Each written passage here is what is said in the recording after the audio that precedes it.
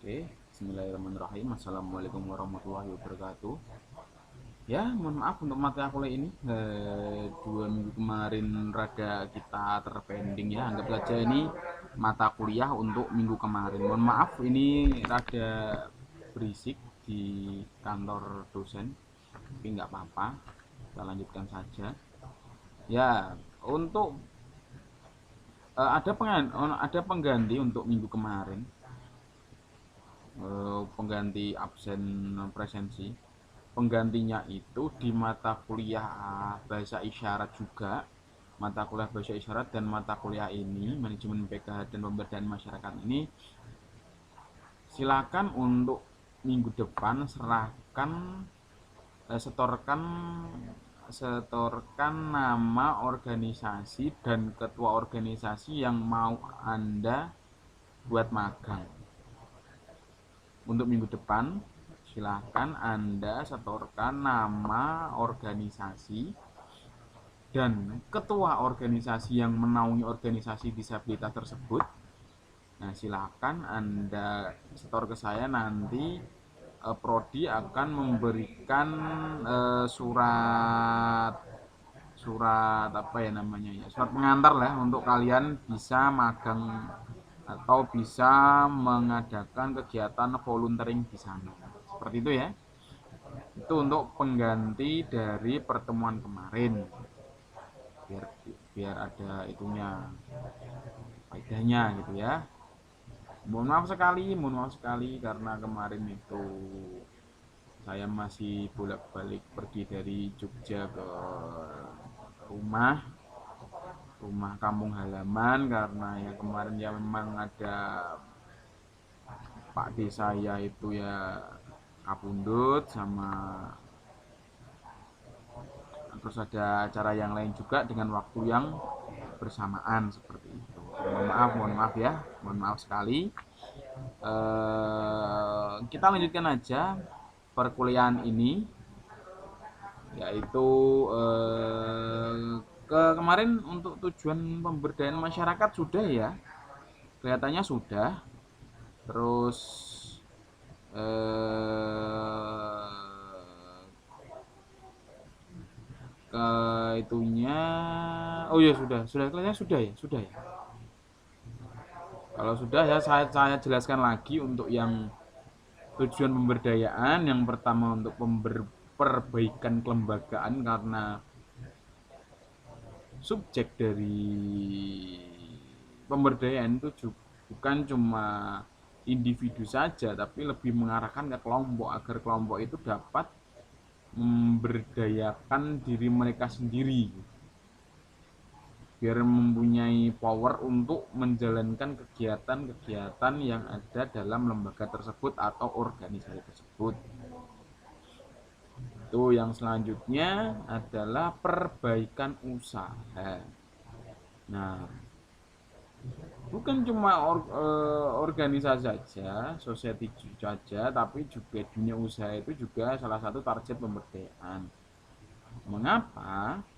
Karena pemberdayaan masyarakat itu hasil akhirnya adalah kesejahteraan sosial.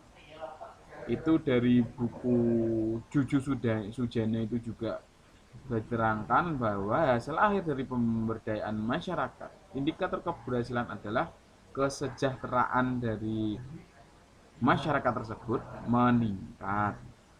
Nah, terus perbaikan pendapatan itu juga seperti hasil akhir dari ini ya, karena kesejahteraan itu bukan cuma hatinya yang senang, hidupnya nyaman, tapi juga pendapatannya juga bertambah, sehingga dapat memberikan dapat membuat kedamaian kalau mempunyai pendapatan. Bayangkan kalau kalian tidak mempunyai pendapatan, apakah kalian bisa hidup hidup tenang gitu kan, sejahtera ya kan, ya susah juga ya.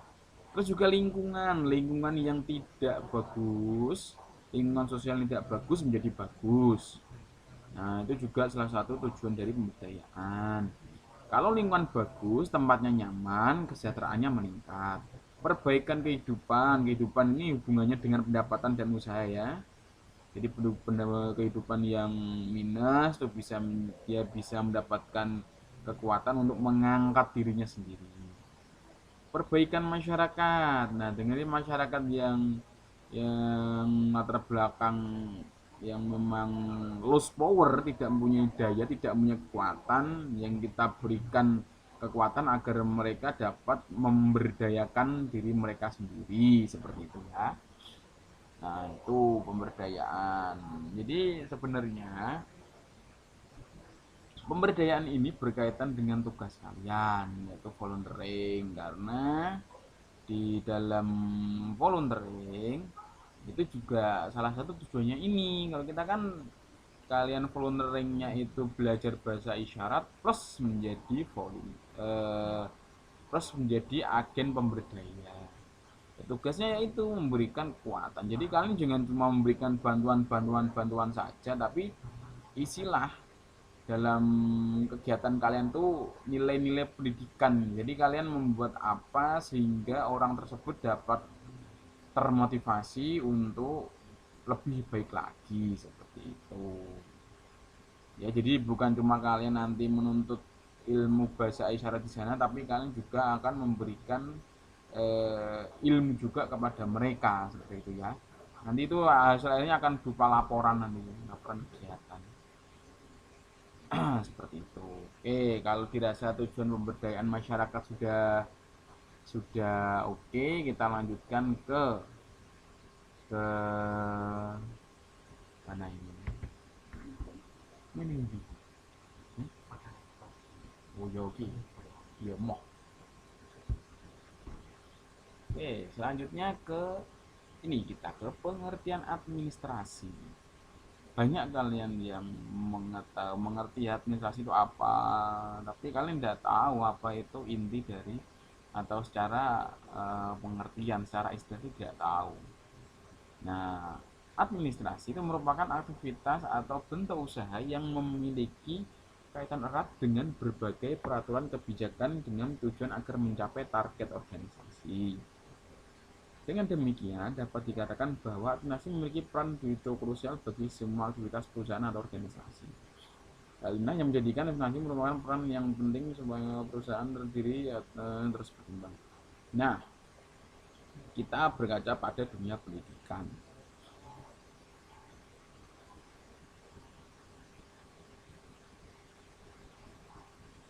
Dunia pendidikan itu ada menteri, ada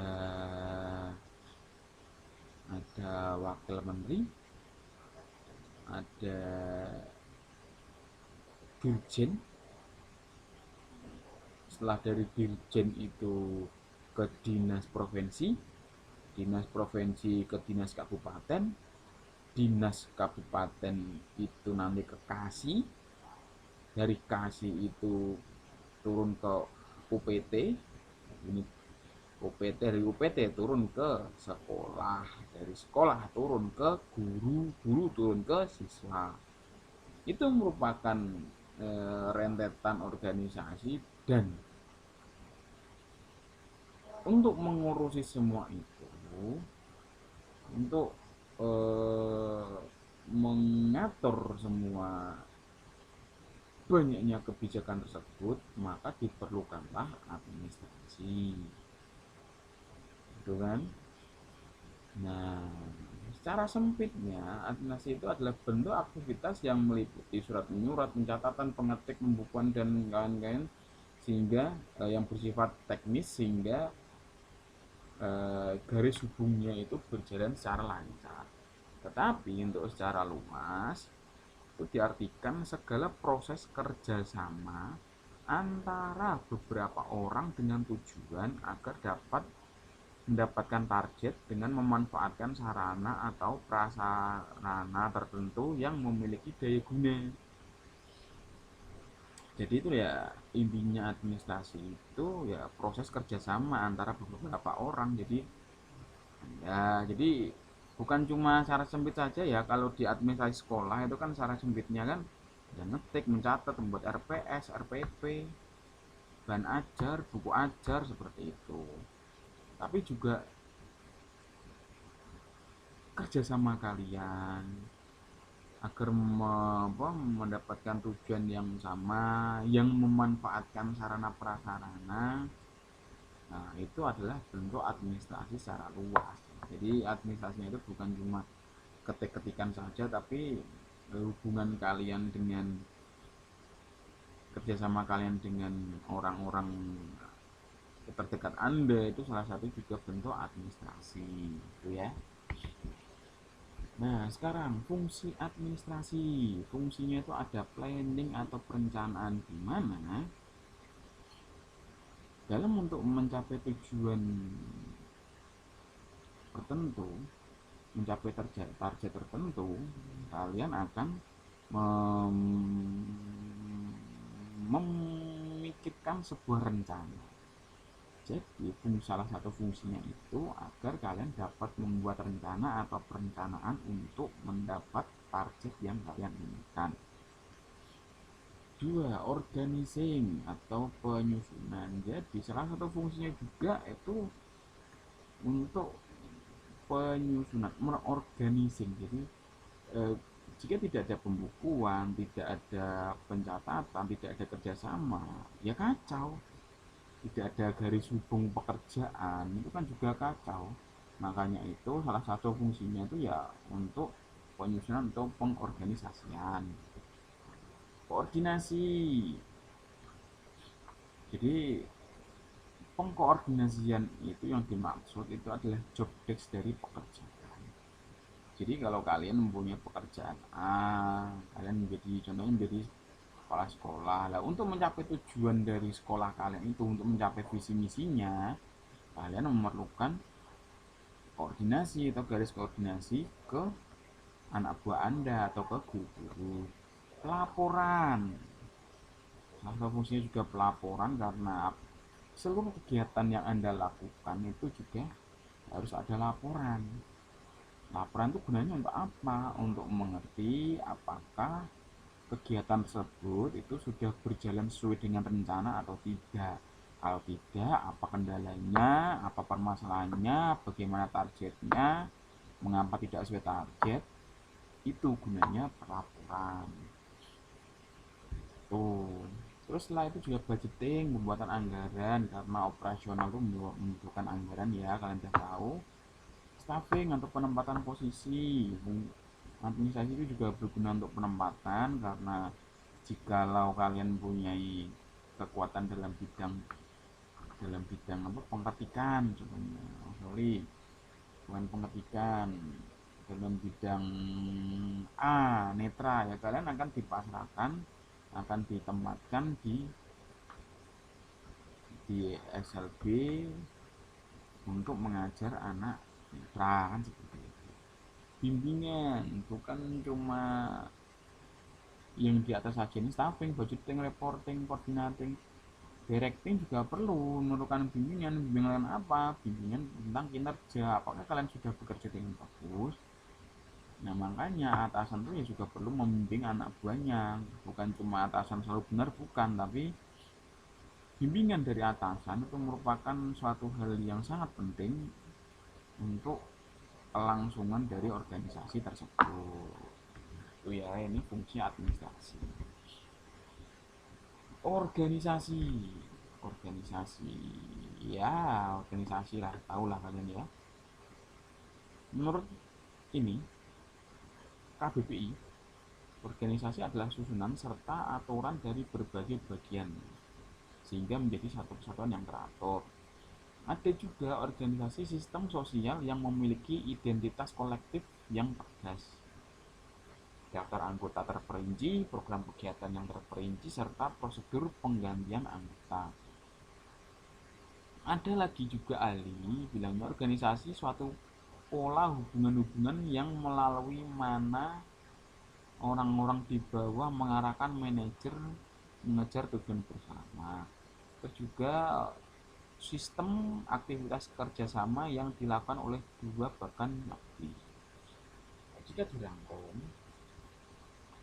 organisasi itu adalah sistem kerjasama yang dilakukan oleh sekelompok orang untuk mencapai tujuan bersama.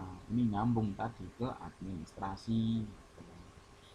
Itu organisasi, kalian udah tahu lah ya organisasi, itu juga SMA juga itu. Prinsip-prinsipnya, ini yang belum kalian tahu. Prinsipnya, organisasi harus memiliki tujuan yang jelas, harus, itu wajib. Terus kalian ikut organisasi tujuannya apa? Apakah tujuannya untuk sweeping, untuk membuat kerusuhan, untuk membuat sesuatu yang negatif, membuat keadaan tidak damai, atau membuat jaringan teroris mungkin. Nah itu tujuannya harus jelas. Biasanya kan kalau umur-umur kalian itu nanti jadi teroris kan ya repot. Makanya jika kalian masuk organisasi harus jelas tujuannya apa gitu. Bukan cuma jelas tujuan, tapi juga kegiatan-kegiatan itu juga harus mengarah ke tujuan. Kalau tidak ya berarti ada yang salah. Terus skala hierarki di sini yang dimaksud adalah skala kepemimpinan. Jadi ada apa itu, garis-garis organisasi secara hierarki ya. Terus kesatuan perintah atau komando. Jadi perintah itu ya ketua, anggota itu kan cuma usul saja, usul dari pengalaman-pengalaman anggota. Setelah itu sudah mau diputuskan kebijakan lah, kalian baru usul. Pelimpahan wewenang, jadi bukan semua itu harus ketua yang menjalankan, tapi juga anggota. Ketua itu melimpahkan tugas ke anggota sesuai dengan job desk masing-masing. Pertanggungjawaban organisasi itu pasti ada pertanggungjawaban atas kegiatan yang sudah mereka lakukan sebagai dasar untuk evaluasi. Pembagian pekerjaan sesuai job desk, jadi bukan cuma wewenang saja, cuma perintah-perintah saja, tapi anda sadar job desk anda apa. Nah sehingga jika anda bekerja sesuai job desk itu akan membantu sekali kegiatan organisasi. Tentang pengendalian, jadi ketua juga harus mengendalikan anak buahnya ya. Kalau ada anak buahnya yang rada melanjang-melanjang itu harus diketuk kepalanya biar lurus lagi. Fungsional, fungsi-fungsi dari organisasi itu harus terpenuhi. Terus pemisahan itu pemisahan kinerja. Jadi jangan sampai anda mencampuri pekerjaan yang pekerjaan anda itu belum selesai. Keseimbangan ini perlu diperlukan, keseimbangan berpikir, keseimbangan gender, dan keseimbangan dalam berhubungan organisasi ya. Kalau tidak imbang, kalau kalian melibatkan rasa ya akan susah. Kalau ada suatu kesalahan tapi kalian ini kasihan, ini seperti ini ya susah ya. Makanya organisasi kan harus sesuai dengan ADART yang jelas. Keseimbangan, fleksibilitas itu ya tadi. Jadi memang harus bekerja sesuai job desk, tapi kalau dirasa kalau pekerjaan yang kalian sudah selesai ya silakan untuk membantu teman kalian yang belum selesai. Makanya nanti ada pemisahan itu kan seperti itu. Kalau kalian belum selesai sudah membantu orang ya susah. Lalu kepemimpinan, oke, jelas organisasi itu harus mempunyai pemimpin. Nah dari berbagai macam prinsip-prinsip ini makanya organisasi harus mempunyai prinsip ini. Kalau tidak itu bukan sebuah organisasi.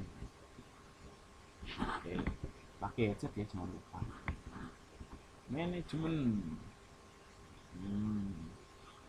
Ini manajemen sebagai suatu seni, tiap-tiap pekerjaan bisa diselesaikan dengan orang lain. Manajemen merupakan ilmu sekaligus seni.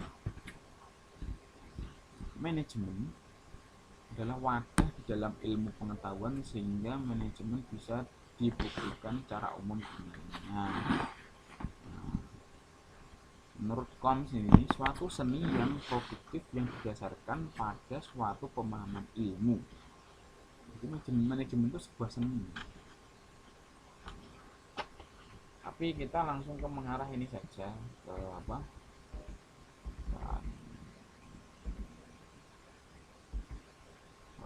Sorry. Nah ini langsung ke manajemen pendidikan. biasanya di manajemen pendidikan ini. Manajemen pendidikan adalah mobilisasi segala sumber daya pendidikan untuk mencapai tujuan pendidikan yang telah ditetapkan. Mobilisasi segala sumber daya pendidikan untuk mencapai tujuan. Nah, jika tujuan kalian mempunyai tujuan, maka bagaimana cara kalian untuk memobilisasi, untuk mengatur, mengarahkan potensi-potensi yang Anda punya, sesuatu yang Anda punya, kekuasaan yang Anda punya untuk mencapai tujuan tertentu. Itu adalah manajemen. Hanya seperti manajemen perang. Manajemen itu kan suatu seni. Suatu seni itu apa? Untuk menggerakkan orang kan. Untuk membuat orang itu menjadi bergerak yang dapat untuk memenuhi tujuan dari suatu organisasi atau perusahaan. Kalau pendidikan, ya pendidikan. Jadi kalian bisa memanfaatkan apapun untuk tujuan dari organisasi itu dapat tercapai. Itu adalah manajemen. Leadership, kepemimpinan itu adalah interaksi antara pemimpin dan yang dipimpin untuk mengubah dan memberdayakan perilaku yang dipimpin sehingga mereka mampu memimpin dirinya sendiri dalam rangka untuk mencapai tujuan organisasi. Maksudnya apa? Memimpin dirinya sendiri. Jadi pemimpin itu mengarahkan kepada anak buahnya agar anak buahnya itu dapat bergerak sendiri dan memimpin dirinya sendiri untuk melakukan tugas sesuai dengan perintah organisasi, gitu ya. Nah, kemungkinan adalah aktivitas mempengaruhi orang-orang agar mereka berusaha mencapai tujuan kelompok. Seperti saya ini mempengaruhi kalian untuk belajar kan seperti itu. Ini salah satu kepemimpinan. Kenapa ya, saya dosen di sini kan, jadi bisa memimpin kalian. Bukan seperti itu ya, bukan. Karena kita di sini adalah belajar bersama. Prinsipnya berbeda sekali. Terus kepemimpinan merupakan kegiatan mempengaruhi orang-orang untuk bekerja sama dalam mencapai tujuan yang mereka inginkan. Betul sekali. Jadi intinya kepemimpinan itu mempengaruhi orang untuk tujuan bersama, bukan tujuan sendiri ya. Kalau tujuan sendiri namanya bukan leadership. Itu bukan kepemimpinan, itu apa ya namanya? Pemanfaatan orang namanya. Kalau kepemimpinan itu untuk tujuan kelompok. Kalau ada partai-partai itu untuk tujuan diri sendiri ya berarti itu bukan leadership. Itu orang apa itu saya belum terdefinisikan begitu. Nah, mungkin itu saja yang saya sampaikan. Ini tolong untuk minggu depan dicatat itu organisasinya apa, siapa nama ketuanya agar di sini dapat memberikan surat itu, surat orek-orek lah dari sini untuk yang ada di organisasi kalian yang kalian temui. Oke, mungkin itu saja materi dari saya. Mohon maaf jika ada salah-salah kata. Wassalamualaikum warahmatullahi wabarakatuh.